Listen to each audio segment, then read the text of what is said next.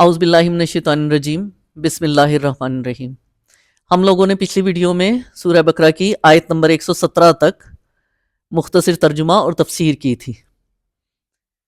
आज हम 118 से शुरू करेंगे, आयत नंबर 118 से सूरह बकरा की। वकाल अल्लज़ीना ला यअलमूना लौला युकल्लिमुनल्लाहु औ तातीना आया कज़ालिका काल अल्लज़ीना मिन क़ब्लिहिम मिस्ला कौलिहिम तशाबहत कुलूबुहुम कद बय्यनल आयाति लिकौमी यूक़िनून। नादान कहते हैं कि अल्लाह खुद हमसे बात क्यों नहीं करता या कोई निशानी हमारे पास क्यों नहीं आती। ऐसी ही बातें इनसे पहले लोग भी किया करते थे। इन सब की के जहन एक जैसे हैं। यकीन लाने वालों के लिए तो हम निशानियां साफ साफ नुमायां कर चुके हैं।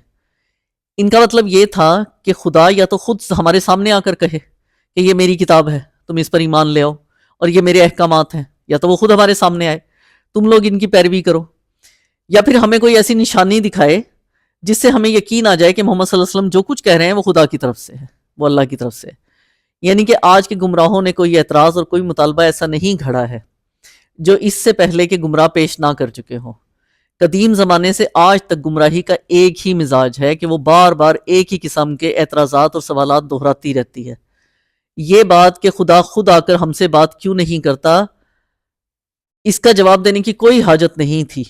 जवाब सिर्फ इसलिए दिया गया, इस बात का दिया गया है कि हमें निशानी क्यों नहीं दिखाई जाती, यानी कि मौजज़ा। मुशरिकीन अरब यही कहा करते थे ना नबी सल्लल्लाहु अलैहि वसल्लम को हर वक्त के कोई मौजज़ा क्यों नहीं दिखाते, तुम मौजज़ा क्यों नहीं दिखाते। और जवाब यह है कि निशानियां तो बेशुमार मौजूद हैं, मगर जो जानना चाहता ही ना हो इसे आखिर कौन सी निशानी दिखाई जाएगी। निशानियां तो बहुत सारी हैं, ज़मीन और आसमान बनाए हैं अल्लाह ने, हमारा खुद अपना वजूद एक निशानी है। कौन बना सकता है इंसानी वजूद? उसके बावजूद जिसने नहीं मानना उसने नहीं मानना, हम उसको कुछ नहीं कह सकते। इन्ना अरसलनाका बिलहक्की बशीरों व नज़ीरा वला तुसअलू अन अस्हाबिल जहीम। इससे बढ़कर निशानी क्या होगी कि हमने तुमको इल्म हक के साथ साथ खुशखबरी देने वाला और डराने वाला बनाकर भेजा। अब जो लोग जहन्नुम से रिश्ता जोड़ चुके हैं इनकी तरफ से तुम जिम्मेदार जवाबदेह नहीं हो। यानी कि दूसरी निशानियों का क्या जिक्र करें। नुमाया तरीन निशानी मोहम्मद सल्लल्लाहु अलैहि वसल्लम की अपनी शख्सियत है। आप सल्लल्लाहु अलैहि वसल्लम की नबूवत से पहले के हालात और इस कौम और मुल्क के हालात जिसमें आप सल्लल्लाहु अलैहि वसल्लम पैदा हुए और वो हालात जिसमें आपने परवरिश पाई और 40 बरस की जिंदगी बसर की, और फिर वो अजीम शान कारनामा जो नबी सल्लल्लाहु अलैहि वसल्लम के होने के बाद आपने अंजाम दिया। ये सब कुछ एक ऐसी रोशन निशानी है जिसके बाद किसी और निशानी की हाजत नहीं है। वलन तरजा अनकल यहूदु वलन नसारा हत्ता तत्ताबिया मिल्लतहुम कुल इन्ना हुदल्लाहि हुवल हुदा वलइन इत्तबाता अहवाउम बादल्लज़ी जाका मिनल इल्म मालका मिनल्लाहि मी वलियुम वला नसीर। यहूदी और ईसाई तुमसे हरगिज राजी ना होंगे जब तक तुम इनके तरीके पर न चलने लगो। साफ कह दो कि रास्ता बस वही है जो अल्लाह ने तुम्हें बताया है, जो अल्लाह ने बताया है, वरना अगर इस इल्म के बाद जो तुम्हारे पास आ चुका है तुमने इनकी ख्वाहिशात की पैरवी की तो अल्लाह की पकड़ से बचाने वाला कोई दोस्त और मददगार तुम्हारे लिए नहीं होगा। मतलब ये कि इन लोगों की नाराजगी का सबब ये तो है ही नहीं कि वो सच्चे हक के तालिब हों, यानी कि अगर वो तुमसे नाराज हैं तो वो हक नहीं चाहते, और तुम इनके सामने हक को वाजे करने में तुमने कोई कमी भी नहीं छोड़ी। वो तो सिर्फ इसलिए तुमसे नाराज हैं कि तुमने अल्लाह की आयात और इसके दीन के साथ भाई जो बाजीगराना रविश होती है भाई, यानी कि शोबदेबाजी दिखाना, निशानियां दिखाना, मोजे दिखाना, तो वो तुमने क्यों नहीं किया। खुदा परस्ती के पर्दे में वो खुद परस्ती क्यों नहीं की। यानी कि होता है ना कि तो कोई थोड़ा सा किसी को कोई मकाम मिल जाए, कोई वली हो जाए, कुछ हो जाए, वो अपने ही बारे में गुमान करना शुरू कर देता है, मैं ये कर सकता हूँ, मैं ये कर सकता हूँ, मैं ये कर सकता हूँ। तो वही चीज अल्लाह ताला कह रहा है कि तुमने भाई, यानी कि ये लोग ये चाहते थे कि तुमने खुद परस्ती क्यों नहीं की, दीन के असूल अहकाम को अपनी ख्वाहिशात के मुताबिक ढालने में दीदा दलेरी से काम क्यों नहीं लिया। यानी कि जो उसके अहकामात थे उनको अपनी ख्वाहिश के मुताबिक ढाल लो। जैसे लोग अपनी मर्जी का इस्लाम जेब में लेके घूम रहे होते हैं, जब मर्जी दिल चाहता है किसी भी चीज़ को ना अपने मुताबिक ढालने की कोशिश करते हैं। बहुत सारी ऐसी चीज़ें जो लोग करते हैं, मैं उन चीज़ों को यहाँ हाईलाइट नहीं करूँगी क्योंकि ये फिर एक बहुत बड़ा इश्यू बन जाता है। तो लेकिन ऐसा करते हैं लोग, उस वक़्त भी किया करते थे, अभी भी करते हैं। लिहाजा इन्हें राजी करने की फिक्र छोड़ दो। अल्लाह ताला कह रहा है नबी सल्लल्लाहु अलैहि वसल्लम को कि तुम इनको राजी करने की फिक्र नहीं करो। کیونکہ جب تک تم ان کے رنگ ڈھنگ نہ اختیار کر لو، دین کے ساتھ وہی معاملہ نہ کرو جو خود یہ کرتے ہیں، یعنی کہ اپنی مرضی سے آیات بدل دینا، ورسز جو تورات کے تھے، انجیل کے تھے، ان کو انہوں نے بدل دیا اپنی مرضی سے، جس حکم پہ عمل کرنا ہے، نہیں کرنا ہے، وہ اپنی مرضی کرتے تھے، اللہ کے حکم پر تو نہیں چلتے تھے. تو وہ یہی چاہ رہے تھے، لیکن اللہ تعالیٰ نبی صلی اللہ علیہ وسلم کو منع کر رہا ہے، وہی معاملہ نہ کرنے لگو جو خود یہ کرتے ہیں، اور عقائد و اعمال کی انہی گمراہیوں میں مبتلا نہ ہو جاؤ، یعنی کہ اپنا عقیدہ بھی ان کے مطابق رکھ لو، اور پھر جو اپنے عمل ہیں وہ بھی ان کے مطابق نہ کر لو جن میں یہ مبتلا ہیں. اس وقت تک ان کا تم سے راضی ہونا بہت محال ہے، یعنی کہ یہ تم سے راضی ہوں گے ہی نہیں. الذین آتیناہم الکتاب یتلونہ حق تلاوتہ اولئک یؤمنون بہ ومن یکفر بہ فاولئک هم الخاسرون.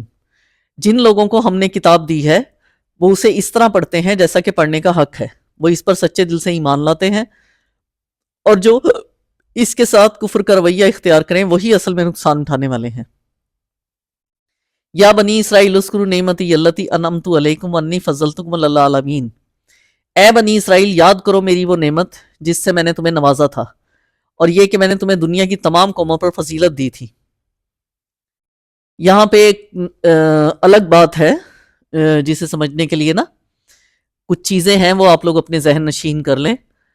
پہلی ہے حضرت نوح کے بعد حضرت ابراہیم پہلے نبی ہیں جن کو اللہ تعالیٰ نے اسلام کی دعوت پھیلانے کے لیے مقرر کیا تھا، یعنی کہ حضرت نوح کے بعد حضرت ابراہیم تھے پہلے نبی. ان کے بعد دنیا بالکل ختم ہو گئی تھی، سارا وہ طوفان آیا تھا جس کی وجہ سے ختم ہو گئی تھی دنیا. تو حضرت ابراہیم ان کے بعد پہلے نبی ہیں. انہوں نے پہلے خود عراق اور سے مصر تک اور شام و فلسطین سے ریگستان عرب کے مختلف گوشوں تک برسوں گشت لگا کر اللہ کی اطاعت و فرما برداری یعنی کہ اسلام کی طرف لوگوں کو دعوت دی تھی. حضرت ابراہیم کی بات ہو رہی ہے. پھر اپنے اس مشن کی اشاعت کے لیے مختلف علاقوں میں خلیفہ مقرر کیے تھے حضرت ابراہیم نے. اردن میں اپنے بھتیجے حضرت لوط کو، شام اور فلسطین میں اپنے بیٹے اسحاق کو، اور اندرون عرب میں اپنے بڑے بیٹے حضرت اسماعیل کو مامور کیا تھا. پھر اللہ کے حکم سے مکے میں وہ گھر تعمیر کیا جس کا نام کعبہ ہے، اور اللہ ہی کے حکم سے وہ اس مشن کا مرکز قرار پایا. حضرت ابراہیم کی نسل سے دو بڑی شاخیں نکلی، ایک حضرت اسماعیل کی اولاد جو عرب میں رہی. قریش اور عرب کے بعض دوسرے قبائل کا تعلق اسی شاخ سے تھا، اور جب عرب قبیلے نسلاً حضرت اسماعیل کی، اور جو عرب قبیلے حضرت اسماعیل کی اولاد میں سے نہیں تھے وہ بھی ان کے پھیلائے ہوئے مذہب سے کم و بیش متاثر تھے، اس لیے وہ اپنا سلسلہ انہی سے جوڑتے تھے. دوسرے حضرت اسماعیل کی اولاد جن میں حضرت یعقوب، یوسف، موسیٰ، داؤد، سلیمان، یحییٰ، عیسیٰ اور بہت سے انبیاء پیدا ہوئے. اور جیسا کہ پہلے بیان کیا جا چکا ہے کہ حضرت یعقوب کا نام چونکہ اسرائیل تھا، ان کا نام اسرائیل تھا، اس لیے یہ نسل بنی اسرائیل کے نام سے مشہور ہوئی. ان کی تبلیغ سے جن دوسری قوموں نے ان کا دین قبول کیا انہوں نے یا تو اپنی انفرادیت ہی ان کے اندر گم کر دی، یا وہ نسلاً تو ان سے الگ رہے مگر مذہب میں ان کے تابع رہے. اسی شاخ میں یعنی کہ یہی جو جتنے بھی نبی تھے اس میں جب زوال کا دور آیا تو پہلے یہودیت پیدا ہوئی اور پھر عیسائیت پیدا ہوئی. حضرت ابراہیم کا اصل کام دنیا کو اللہ کی اطاعت کی طرف بلانا اور اللہ کی طرف سے آئی ہوئی ہدایت کے مطابق انسانوں کی انفرادی اور اجتماعی نظام زندگی کو درست کرنا تھا. وہ خود اللہ کے مطیع اور فرما بردار تھے، ان کے دیے ہوئے علم کی پیروی کرتے تھے، دنیا میں اس علم کو پھیلاتے تھے اور کوشش کرتے تھے کہ سب انسان مالک کائنات کے مطیع ہو کر رہیں. ان کے بعد یہ امامت کا منصب ان کی نسل کی اس شاخ کو ملا جو حضرت اسحاق اور حضرت یعقوب سے چلی اور بنی اسرائیل کہلائی. اسی میں انبیاء پیدا ہوتے رہے، اسی کو راہ راست کا علم دیا گیا، اسی کے سپرد یہ خدمت کی گئی کہ تمام عالم میں جتنی بھی قومیں ہیں تم ان کی رہنمائی کرو. اور یہی وہ نعمت تھی جسے اللہ تعالیٰ بار بار اس نسل کے لوگوں کو یاد دلا رہا ہے. اس شاخ نے حضرت سلیمان کے زمانے میں بیت المقدس کو اپنا مرکز قرار دیا، اس لیے جب تک یہ شاخ امامت کے منصب پر قائم رہی بیت المقدس ہی دعوت الہی کا مرکز اور خدا پرستوں کا قبلہ رہا. یعنی کہ جو اللہ کی عبادت کی جاتی تھی وہ بیت المقدس کی طرف منہ کر کے، جو بھی عبادت کرتے تھے وہ اس کی طرف منہ کر کے کرتے تھے. پچھلے جو 10 رکوع ہیں ان میں اللہ تعالیٰ نے بنی اسرائیل کو خطاب کر کے ایک تاریخی فرد قرار داد جرم، ان کی وہ موجودہ حالت جو نزول قرآن کے وقت تھی، یعنی کہ انہوں نے جو کچھ بھی اپنی یعنی کہ چینج کر لی تھی چیزیں، اپنی مرضی سے وہ ساری زندگی گزار رہے تھے جب تک قرآن نازل نہیں ہوا تھا. تو اللہ تعالیٰ نے اس کو بغیر کسی کم و کاست کے اس کو پیش کر دیا ہے کہ تمہاری یہ حالت تھی، اور ان کو یہ بتا دیا کہ تم ہماری اس نعمت کی بہت ناقدری کر چکے ہو جو ہم نے تمہیں دی تھی. تم نے صرف یہی نہیں کیا کہ تم عبادت کا امامت جو ہم نے تمہیں دی تھی اس کا حق ادا کرو، بلکہ خود بھی حق اور راہ راست سے پھر گئے تم. اور اب ایک انتہائی قلیل عنصر سالے کے سوا، یعنی کہ تھوڑے سے جو لوگ ہیں ان میں وہ صحیح ہیں تمہارے اس میں، باقی تمہاری پوری امت میں کوئی صلاحیت باقی نہیں رہی جو میں نے اس وقت تمہیں فضیلت دی تھی. ساری پورے عالم اسلام پر تمہیں فضیلت دی تھی، تو تمہارے اندر ایسی کوئی صلاحیت نہیں رہی. تم میں سے چند لوگ ہیں جن میں یہ صلاحیتیں ہیں.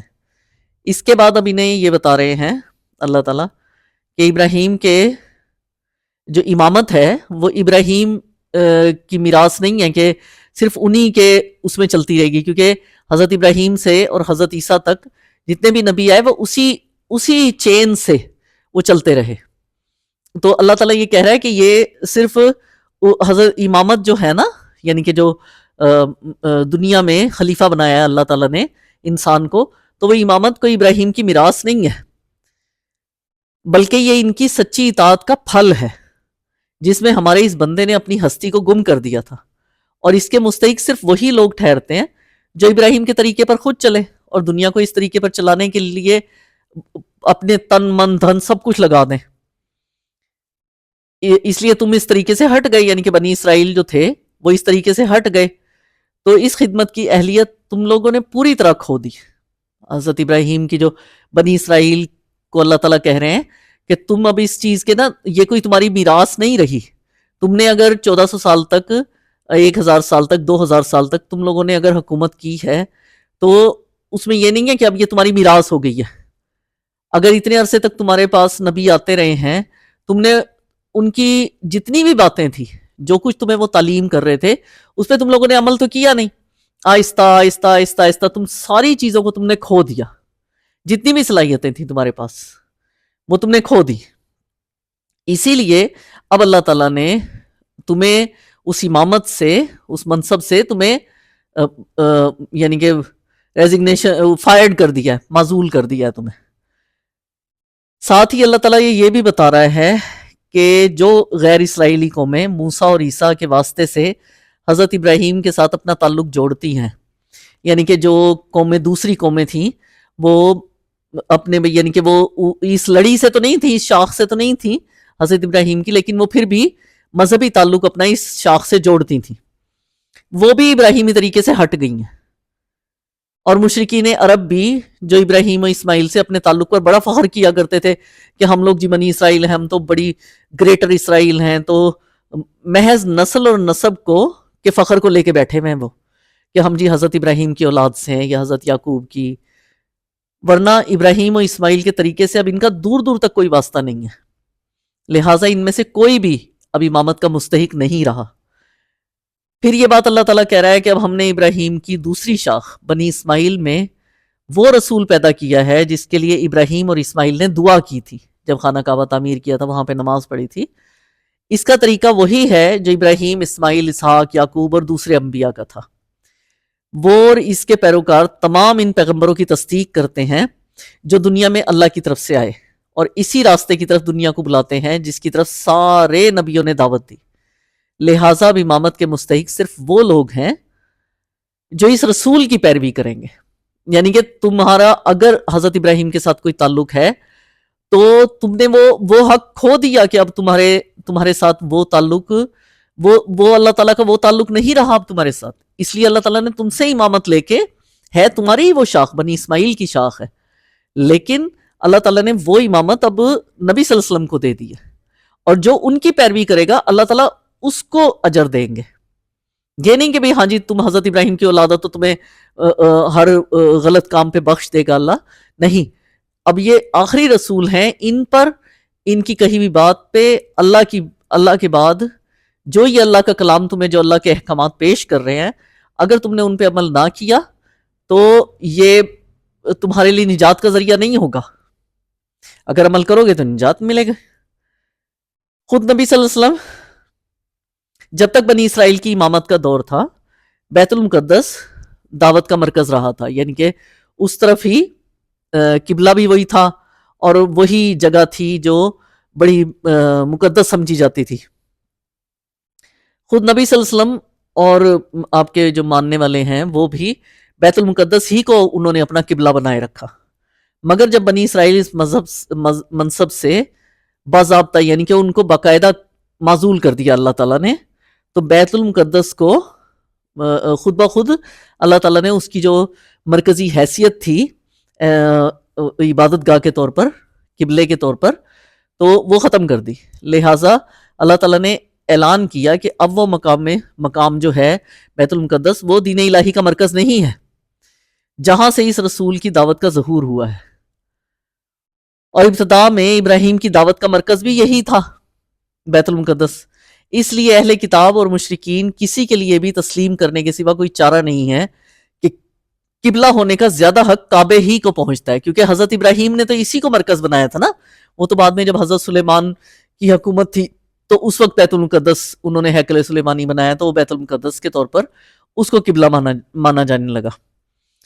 ہر دھرمی کی دوسری بات یہ ہے کہ وہ حق کو حق جانتے ہوئے بھی اعتراض کیے چل جائے، یعنی کہ وہ لوگ جانتے تھے یہودی کہ ہاں جی حضرت ابراہیم نے اسی کو قبلہ بنایا تھا، یہی تھا مرکز، خانہ کعبہ تھا مرکز، تو وہ اس کے باوجود ان کو پتا تھا کہ بھی یہ حق ہے، بات جو بھی حضرت محمد صلی اللہ علیہ وسلم کہہ رہے ہیں وہ سچ ہے، حق ہے، لیکن اس کے باوجود وہ مانتے نہیں تھے۔ وَاتَّقُوا يَوْمًا لَا تَجْزِي نَفْسٌ عَن نَفْسٍ شَيْئًا وَلَا يُقْبَلُ مِنْهَا عَدْلٌ وَلَا تَنْفَعُهَا شَفَاعَةٌ وَلَا هُمْ يُنصَرُونَ، اور ڈرو اس دن سے جب کوئی کسی کے ذرا کام نہ آئے گا، اور نہ کسی سے فدیہ قبول کیا جائے گا، نہ کوئی سفارشی آدمی کو فائدہ دے گی، اور نہ مجرموں کو کوئی کہیں سے بھی مدد پہنچے گی۔ آج ہم لوگوں نے سورہ بقرہ کی آیت نمبر 123 تک پڑھا۔ آپ لوگوں کو بتائیے گا میری ویڈیوز آپ کو کیسی لگ رہی ہیں۔ اگلی ویڈیو میں ملتے ہیں انشاءاللہ تعالی۔ سورہ بقرہ کی آیت نمبر 123 تک آج ہم نے پڑھا، آیت نمبر 124 سے ہم لوگ اگلی ویڈیو کا آغاز کریں گے۔ اللہ حافظ، اپنا خیال رکھیے گا۔